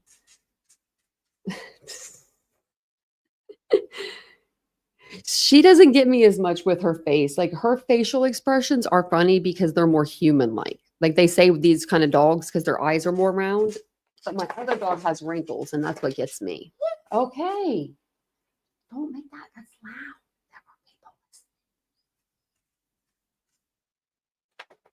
Maybe she wants to go. Do you want to go out there? Go with your daddy? I will straight send you out that door and then shut it behind you. I'm just kidding, Mia. Just kidding. But I'm going to jump off of here. Thank you for being here with me tonight. Thanks for hitting the like button on the video. Thanks for subscribing to the channel. Thanks for listening to me read for the last 2 hours. I will be back definitely tomorrow maybe we'll do like a double live or something. I will scream and peace to all the neighbors. Yes, that's what she's doing right now.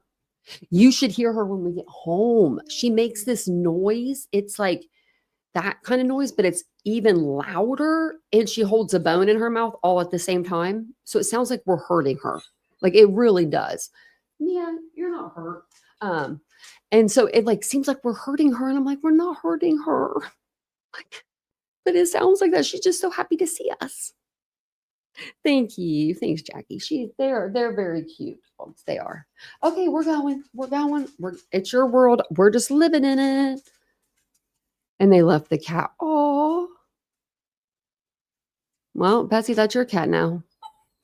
All right, Mia. All right. Well, I'm gonna go see what this dog, not cat, but this dog wants. I think she just wants a bone. I'm gonna open up this door. You're gonna go running out. You're gonna go jump on the bed. She likes to take Vincent's spot. She races him to the bed. And she beats him. She beats him every time. So we're going to go race. Okay. All right. Well, I will see you guys later. Have a wonderful evening. I'm so glad I got there was a mosquito in here earlier. I'm so glad I got that before the live started, or you would have saw me all over the place.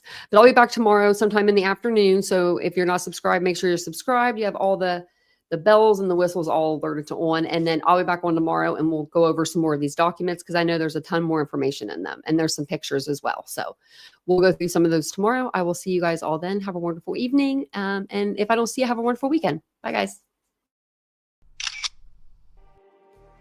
Just like the street lights lit this town, like a fire in a blaze, gotta burn it down. Can't be afraid to leave this out.